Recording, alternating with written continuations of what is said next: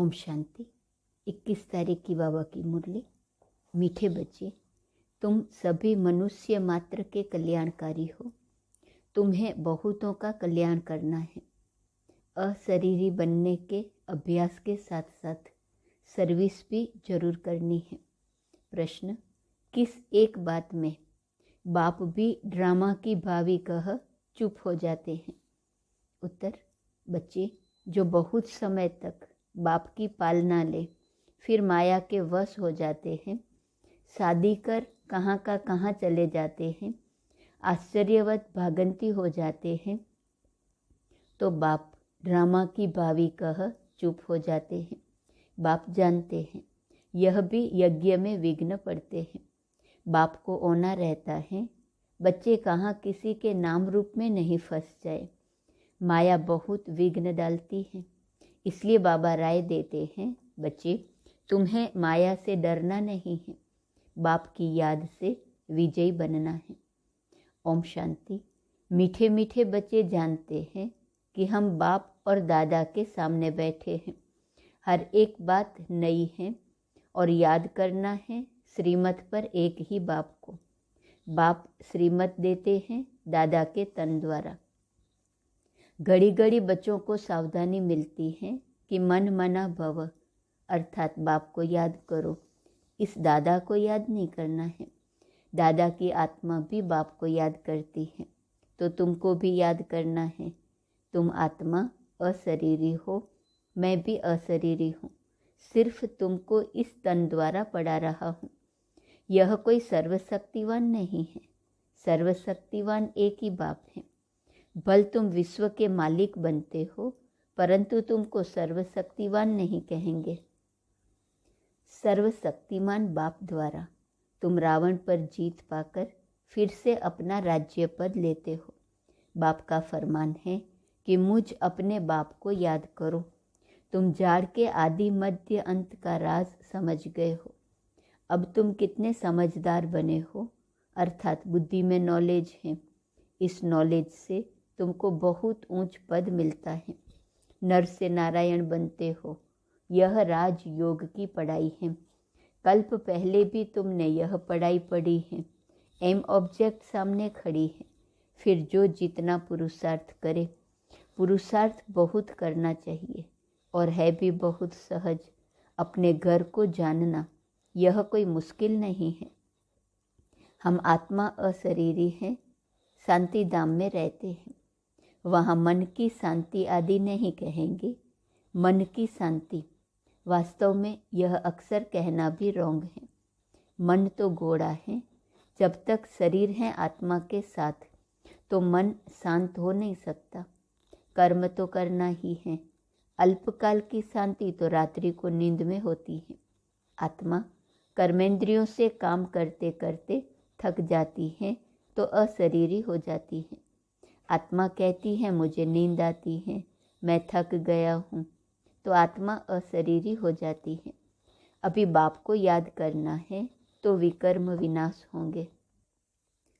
सो जाने से कोई विकर्म विनाश नहीं होंगे। यह तो बाप को याद करने का पुरुषार्थ है। पुरुषार्थ करना है जो बहुत जरूरी है। घड़ी घड़ी बाप कहते हैं मुझे याद करो। जितना जो सर्विस करेंगे अपनी ही प्रजा बनाएंगे। ढेर की ढेर प्रजा बनानी है। बहुतों का कल्याणकारी बनना है। तुम मनुष्य मात्र के कल्याणकारी हो। रावण राज्य में कोई भी किसका कल्याण नहीं करते। मनुष्य जब दान पुण्य करते हैं, समझते हैं हम अच्छा कर्म करते हैं। जैसे तुम कहते हो, इस लड़ाई से वैकुंठ के द्वार खुलते हैं। यह बहुत अच्छी लड़ाई है। तुम ब्राह्मण अभिज्ञानी तु आत्मा बने हो। जिनमें 5 विकार प्रवेश हैं, वह देवता कैसे बन सकेंगे? नर से नारायण बनने के लिए अच्छी मेहनत चाहिए। बेहद का पुरुषार्थ करना है। ऐसा ऊंचा पद बाप के सिवाय कोई प्राप्त करा नहीं सकता। कोई राजयोग सिखला न सके। तुम लक्ष्मी नारायण की बायोग्राफी को भी जानते हो। उन्होंने यह राज्य कैसे लिया, कहाँ से लिया, किसको जीता। तुम सबको समझाते हो कि अभी राजयोग सीखकर हम लक्ष्मी नारायण जैसा बन रहे हैं। स्वयं भगवान नर से नारायण बनने की पढ़ाई पढ़ाते हैं, तो तुम बच्चों को बहुत नशा होना चाहिए। बाप ने समझाया है, यह ब्राह्मण धर्म परमपिता परमात्मा ही स्थापन करते हैं। अब ब्राह्मण धर्म कहाँ होता है? क्या सतयुग में? नहीं, जरूर यहाँ होगा। प्रजापिता भी यहाँ ठहरा। बाप ने ब्राह्मण धर्म स्थापन किया और ब्रह्मा मुख वंशावली रची। खुद कहते हैं, मैं बहुत जन्मों के अंत के साधारण मनुष्य तन में प्रवेश करता हूँ। वह अपने जन्मों को नहीं जानते। कहते हैं, ब्रह्मा को यहाँ क्यों रखा है? अरे, प्रजापिता तो यहाँ होना चाहिए। समझते हैं सूक्ष्म वतनवासी देवता यहाँ कैसे हो सकता है? प्रजापिता ब्रह्मा के 84 जन्मों का राज बाप बैठ समझाते हैं। यह है अंतिम जन्म, इसमें ही आना पड़ेगा। जो आदि में है सो अंत में होगा। यह सब राज बाप ही समझाते हैं। यह चित्र भी शिव बाबा ने दिव्य दृष्टि से बनवाए हैं। बाबा ने डायरेक्शन दिया कि कल्प 5000 वर्ष का है, यह सिद्ध कर बताना है। यह स्वर्ग नर्क के चित्र बाबा ने बनवाए हैं। गीता में यह थोड़े ही लिखा हुआ है कि परमपिता परमात्मा ने पढ़ाया है। देखो समझाने में कितनी मेहनत लगती है। दिन प्रतिदिन समझानी मिलती रहती है। जो कल्प पहले जिस समय समझाया उस समय अभी भी समझाते हैं।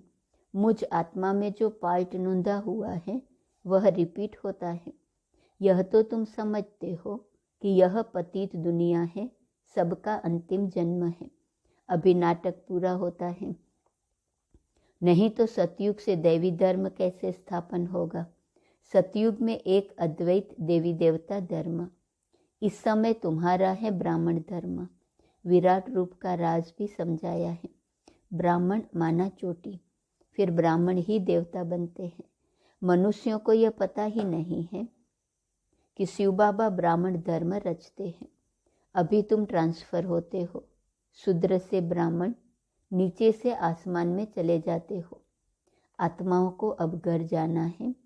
मनुष्य देवियों के मंदिर में जाते हैं तो यह नहीं जानते हैं कि जगत अम्बा कौन है। वह भी ब्राह्मणी है, तुम भी ब्राह्मणियाँ हो। जगत अम्बा और जगत पिता भी हैं। जो जिसका पुजारी होगा उनका मंदिर बनाएगा। नॉलेज कुछ भी नहीं है कि जगत अम्बा कौन है। वह है ज्ञान ज्ञानेश्वरी, जो फिर राज राजेश्वरी बनती है।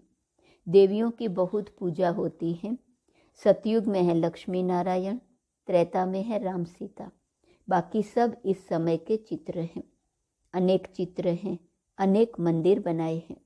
तुम जानते हो ब्रह्मा सरस्वती ब्राह्मण और ब्राह्मणियाँ हैं। लक्ष्मी को ब्राह्मणी नहीं कहेंगे, वह देवता है।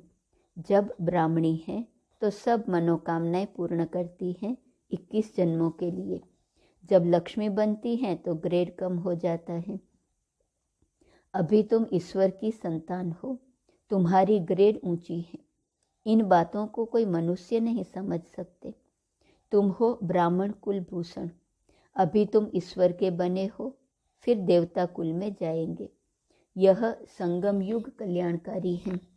बाप भारत को स्वर्ग बनाते हैं। भारत ही प्राचीन हेवन था, परंतु किसकी बुद्धि में नहीं बैठता। भारतवासियों को मालूम पड़े तो खुश हो जाए कि हम स्वर्ग के मालिक थे। कोई मरता है तो कहते हैं स्वर्ग गया। हेवनली गॉड फादर ही हेवन बनाते हैं। मूल वतन तो है ही, उसके लिए स्थापना अक्सर नहीं आएगा। स्थापना धर्म की होती है। वह आत्माओं का घर है जो इस समय खाली होता है, फिर नंबरवार सब जाएंगे। यह बच्चों की बुद्धि में बिठाना है, औरों को समझाने के लिए। धर्म स्थापन अर्थ जो भी आत्माएं आती हैं वह फिर सतो रजो तमो में आती हैं। तुमको अब ऊपर जाना है, तुम्हारी चढ़ती कला है। तुम रूहानी ब्राह्मण मुख वंशावली हो, वह है कुख वंशावली जिस्मानी ब्राह्मण। वह जिस्मानी तीर्थ कराते हैं, कथा सुनाते हैं।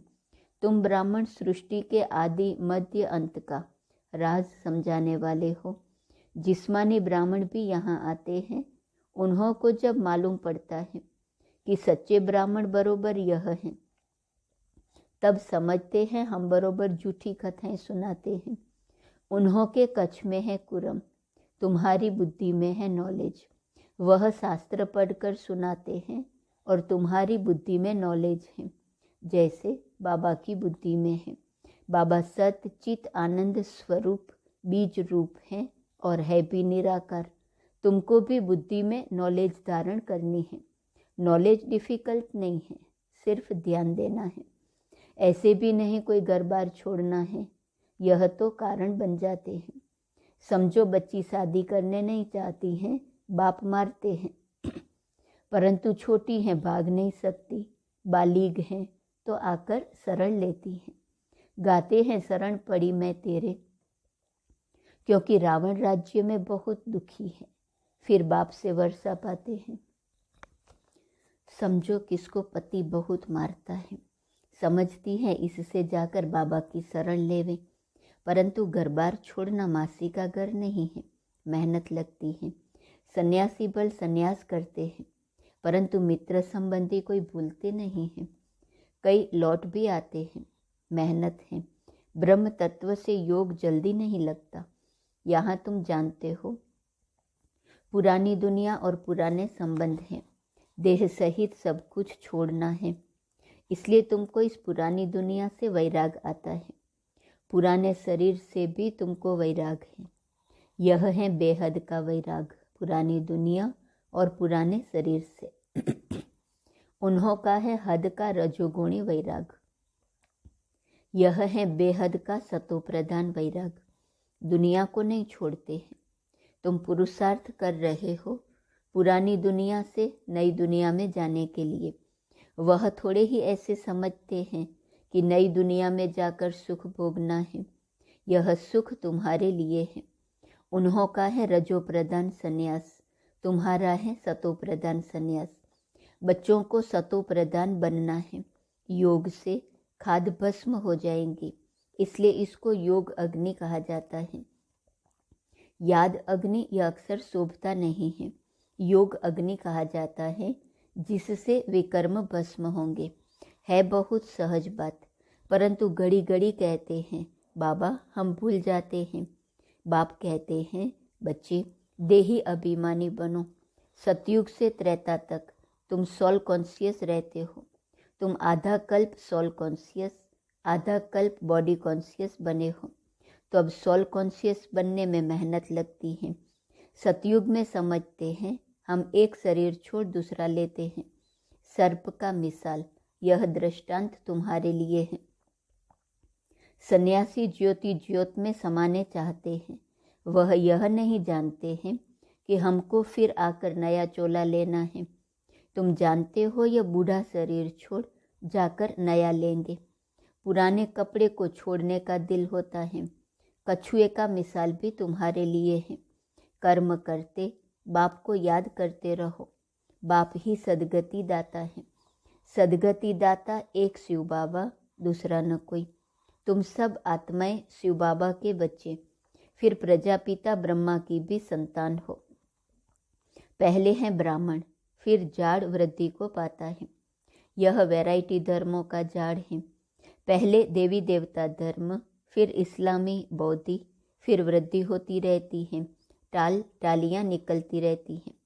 जब नए निकलते हैं तो उनकी महिमा होती है, पीछे ताकत कम होती जाती है। तुम हो बहुत बड़ी ताकत वाले जो विश्व के मालिक बनते हो। वहाँ कोई मिनिस्टर आदि नहीं होते हैं, राजा का हुक्म चलता है। द्वापर से वजीर होते हैं। अब तो राजा रानी है नहीं, यह भी ड्रामा बना बनाया है। भारत स्वर्ग था, अब नर्क है। नर्क भी पहले सतो प्रधान, फिर अभी नर्क भी तमो प्रधान है, जिसको रौरव नर्क कहा जाता है। बाप कहते हैं मुझे कितनी मेहनत करनी पड़ती है, कितना ओना रहता है। कहाँ कोई बच्चियाँ गुंडों के हाथ में न आ जाए। दुनिया बहुत गंदी है। सेंटर पर गंदे लोग आ जाते हैं।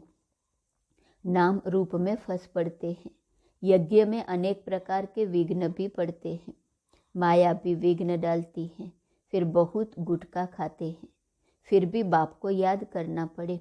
युद्ध के मैदान में खड़े होकर लड़ना है, डरना नहीं है। फारगती बहुत दे देते हैं। कितने वर्ष रह पालना ली, फिर शादी कर कहाँ न कहाँ चले गए। आश्चर्यवत भागंती हो जाते, फिर भी ड्रामा की भावी कह चुप हो जाते हैं। सर्विस में रहने वालों को खुशी बहुत जास्ती रहती है। अच्छा, मीठे मीठे सिकिलदे बच्चों प्रति माता पिता बाप दादा का याद, प्यार और गुड मॉर्निंग। रूहानी बाप की रूहानी बच्चों को नमस्ते। रूहानी बच्चों की रूहानी बाप को नमस्ते नमस्ते नमस्ते। धारणा के लिए मुख्य सार। पहले पॉइंट, बाप की शरण में आने के लिए बुद्धि से बेहद का संन्यास करना है। पुरानी दुनिया और देह को भूल आत्म अभिमानी रहने की मेहनत करनी है। दूसरी पॉइंट, हम ब्राह्मण सर्व की मनोकामनाएं पूर्ण करने वाले हैं, इस नशे में रहना है। वरदान, अपनी श्रेष्ठ दृष्टि वृत्ति कृति से सेवा करने वाले निरंतर सेवाधारी भव। जैसे यह शरीर श्वास के बिना नहीं रह सकता, ऐसे ब्राह्मण जीवन का श्वास है सेवा। जैसे श्वास न चलने पर मूर्छित हो जाते हैं, ऐसे अगर ब्राह्मण आत्मा सेवा में बिजी नहीं तो मूर्छित हो जाती हैं। इसलिए हर समय अपनी श्रेष्ठ दृष्टि से वृत्ति से कृति से सेवा करते रहो। वाणी से सेवा का चांस नहीं मिलता तो मनसा सेवा करो। जब सब प्रकार की सेवा करेंगे तब फुल मार्क्स ले सकेंगे। स्लोगन, साक्षीपन की स्थिति का तख्त ही यथार्थ निर्णय का तख्त है। आज का स्वमान, मैं साक्षात्कार मूर्त हूँ। पॉइंट है, मालूम है अब क्या करना है। अब अंत में साक्षात्कार मूर्त बनना है। जितना साक्षी अवस्था ज़्यादा रहेंगी उतना समझो कि साक्षात्कार मूर्त बनने वाले हैं। अब अंतिम पुरुषार्थ यह रह गया है, साक्षात्कार मूर्त बन बाप दादा का साक्षात्कार और अपना साक्षात्कार कराना है। ओम शांति।